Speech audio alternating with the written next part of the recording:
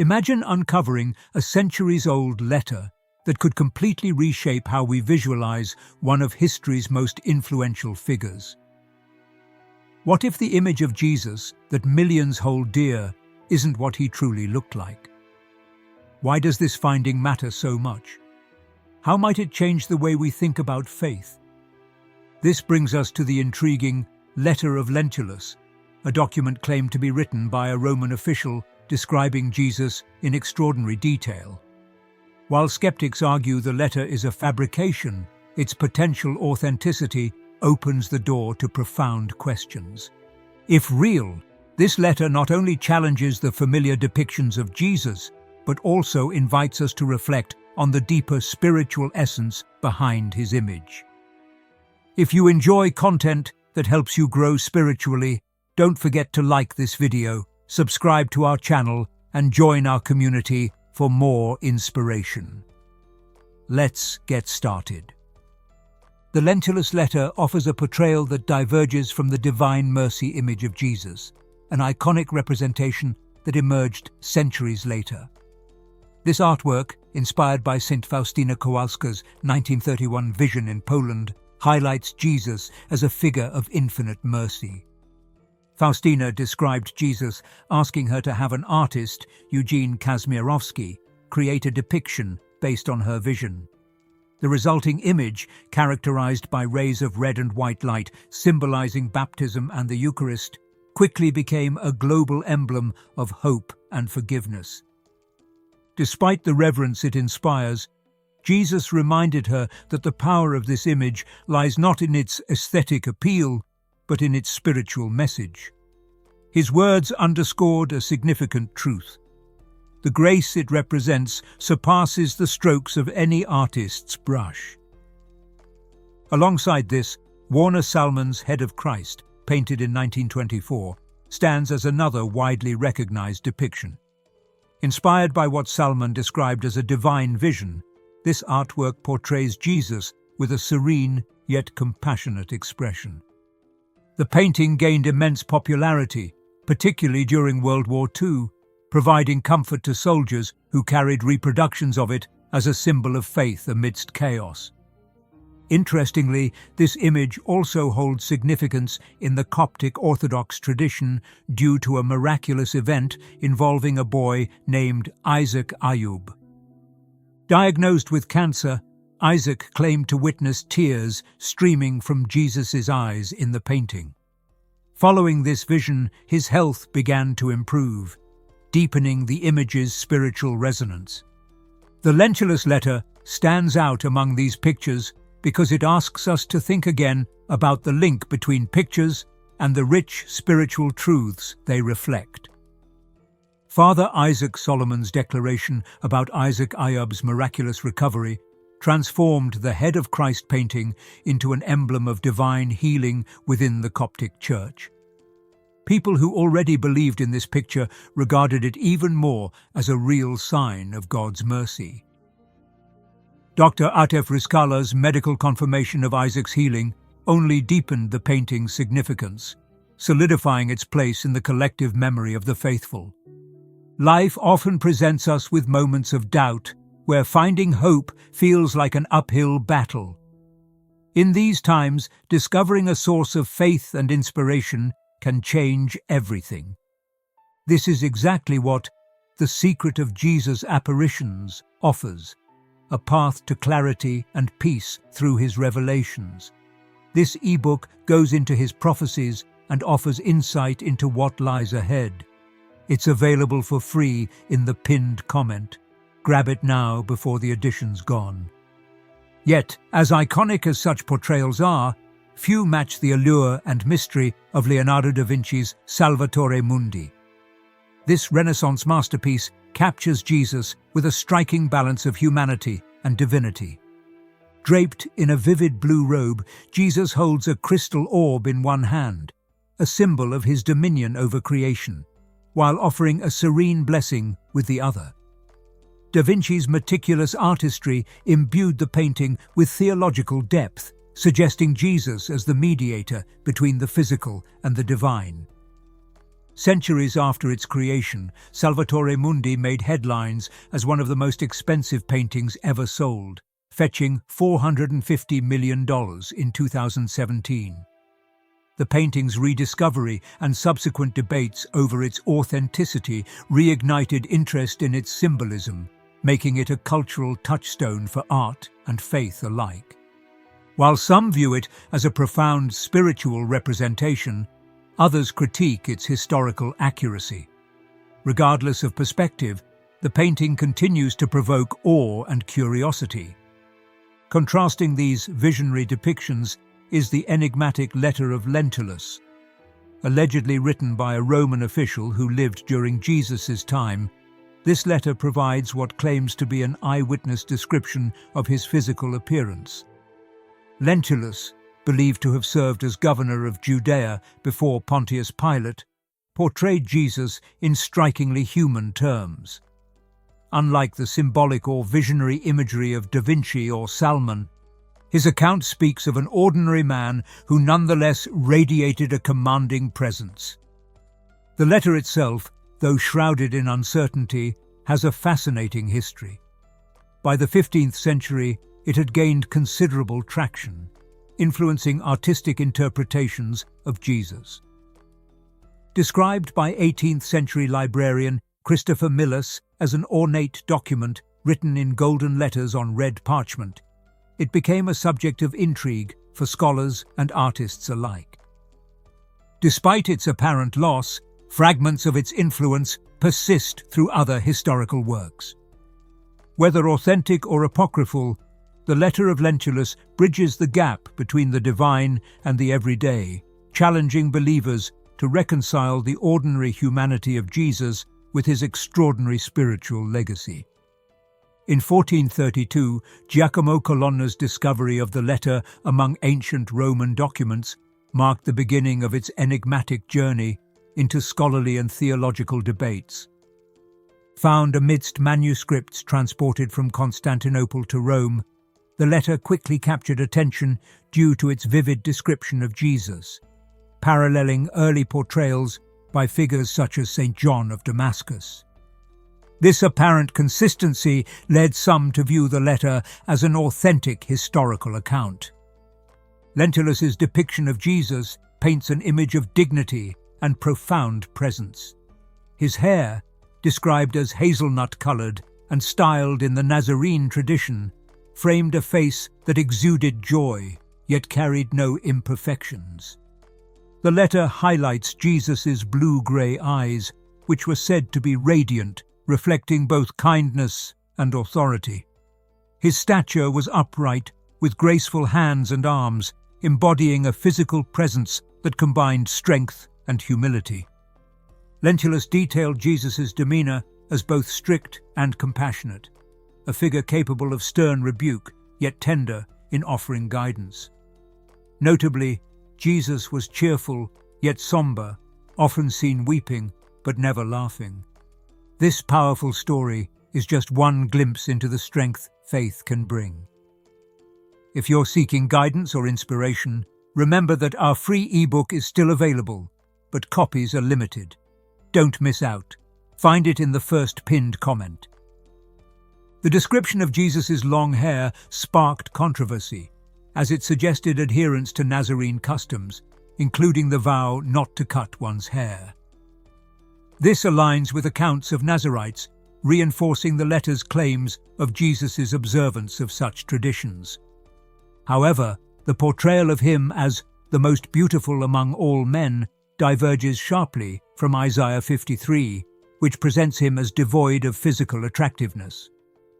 This contradiction has fueled debates over whether the letter reflects historical reality or later theological embellishments.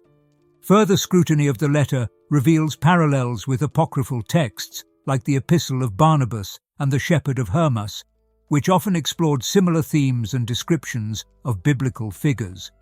The absence of references to Publius Lentulus as governor of Judea in 15th century manuscripts suggests that his association with the governorship might have been a later addition. Instead, it is plausible that he, if existed, was a Roman official who interacted with Jesus' contemporaries but held a different position. Roman consuls of the era commonly wrote letters to the Senate, often blending personal observations with political discourse. The Letter of Lentulus, whether genuine or fabricated, fits this pattern, providing a unique window into how Jesus might have been perceived by those outside his immediate circle. Its survival, through centuries of adaptation and interpretation, reflects its enduring ability to provoke thought about the intersection of the divine and the human. Its comparison with other historical records, such as Abgar of Edessa's correspondence with Jesus, adds complexity to the discussion surrounding its authenticity. Abgar, one of the early Christian kings, described Jesus as a healer, calling him the good physician and requesting healing for his illness. Although some accounts claim he healed Abgar personally, his reply suggested otherwise, promising to send a disciple instead. This portrayal of his healing nature parallels Lentulus's description, hinting at a consistent narrative across sources, yet falling short of definitive proof. Further corroboration comes from a letter attributed to Pontius Pilate, written to Emperor Tiberius. Pilate's depiction of Jesus as a stern and pious figure aligns closely with Lentulus's characterization of him as the prophet of truth. These letter connections imply that persons who allegedly met or heard about Jesus shared a common opinion of his character. However, concerns remain concerning the credibility of these sources and their potential embellishments. Early Christian art introduces another layer to this intricate tapestry.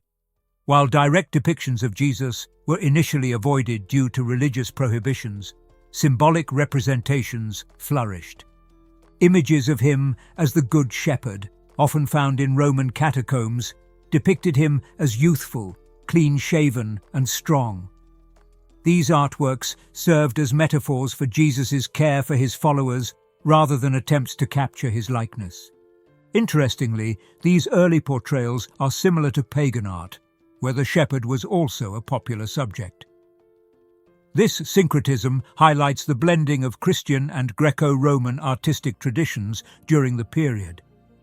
It wasn't until Emperor Constantine embraced Christianity and incorporated Roman customs, such as the use of statues and detailed religious imagery, that visual portrayals of Jesus became widespread in churches. By the late 4th century, depictions of Jesus had transitioned into more formalized, iconographic representations. Images were increasingly revered, with some believers venerating them as symbols of the divine. Despite theological resistance, these artistic expressions became integral to Christian worship, particularly in Rome and Byzantium, shaping the visual legacy of Jesus. Moments like these remind us of the impact hope and belief can have in our lives. For more uplifting insights, download your free copy of our ebook today, while it's still available.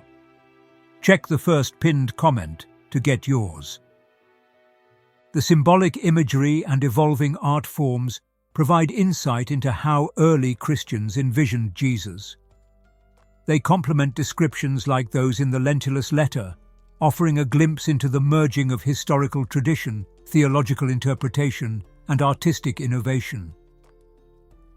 The Shroud of Turin, often revered as a sacred relic, has sparked immense fascination for centuries. Bearing the faint image of a man believed by many to be Jesus, it challenges both faith and science with its enigmatic qualities.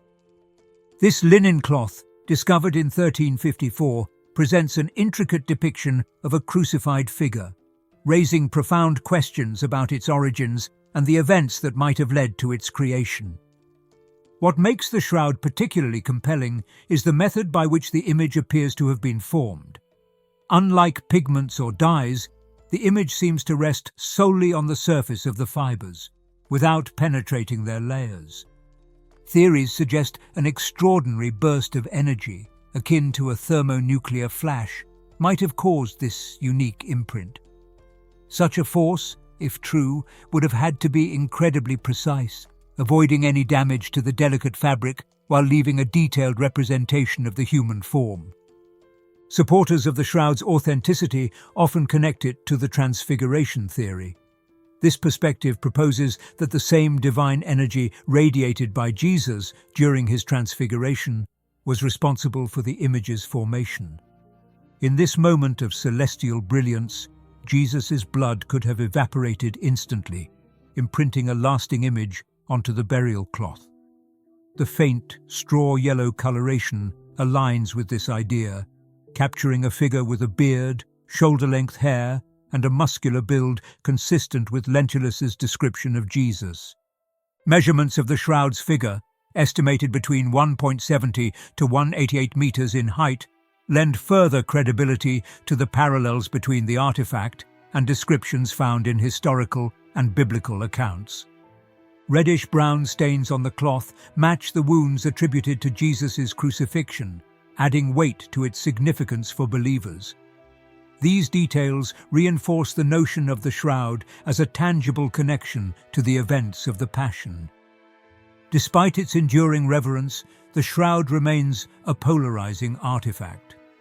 Skeptics question its authenticity, citing gaps in its historical record and the possibility of it being a medieval creation. Yet for many, its mystery transcends debates, serving as a symbol of faith and devotion. While the shroud offers a visual narrative, others turn to the Bible for insights into Jesus' identity. These contrasting perspectives reveal the tension between physical depictions of Jesus and the intangible essence of his teachings. In Western traditions, images of Jesus have often leaned toward an idealized portrayal, light-skinned with flowing, wavy hair and striking blue eyes. The physical depiction of Jesus remains one of the most debated topics in religious and historical circles. The Gospels, while rich in narrative, offer little about his physical attributes. Yet, moments like Judas Iscariot needing to identify Jesus in the Garden of Gethsemane imply he shared a similar appearance with his disciples, blending seamlessly among them. This simplicity contrasts sharply with later Western portrayals, which often depict Jesus as an extraordinary figure, visually distinct from those around him. Let this narrative inspire you to develop your own path of faith. Our free ebook offers even more transformative reflections. Download yours now before they run out. You'll find the link in the first pinned comment. Passages like Revelation 1:14-15 have fueled speculation about Jesus' features. The imagery of hair, white like wool, and feet like burnished bronze has been interpreted to suggest darker skin and textured hair, aligning more closely with Middle Eastern and African characteristics. These details starkly differ from the fair-skinned, blue-eyed depictions that have dominated Western art for centuries. In 2018, a groundbreaking discovery challenged traditional imagery further.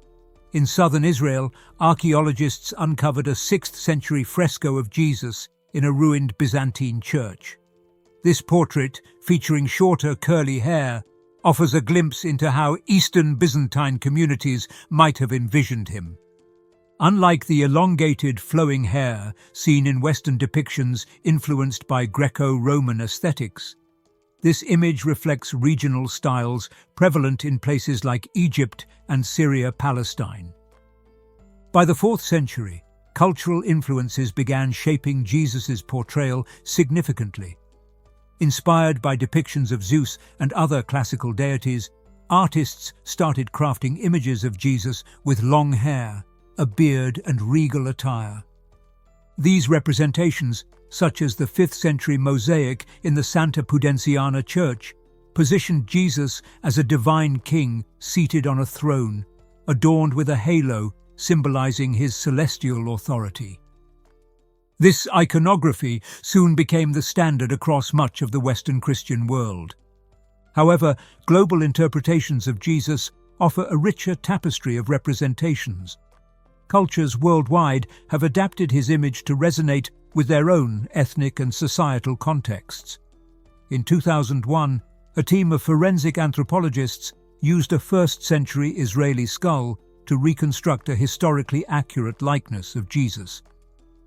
Combining computer modeling and anthropological data, they proposed that Jesus likely had olive-brown skin, dark eyes, and short, dark, curly hair, features consistent with the Jewish population of Judea during his lifetime. Standing at approximately 5 feet 5 inches, this reconstruction challenges the towering, idealized figure often depicted in Western art. If this message makes you think and you feel it connects with you, don't forget to like it, subscribe to the channel, and leave a comment. Also, if you really want to support our work and help us keep creating valuable content, consider giving us a super thanks. Join this amazing community and don't miss any news.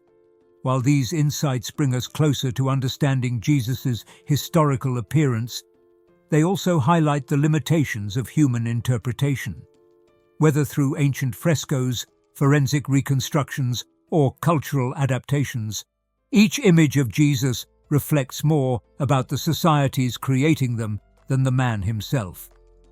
This enduring quest to visualize the Son of God underscores the universal yearning to connect with him, even as his true form remains an eternal mystery.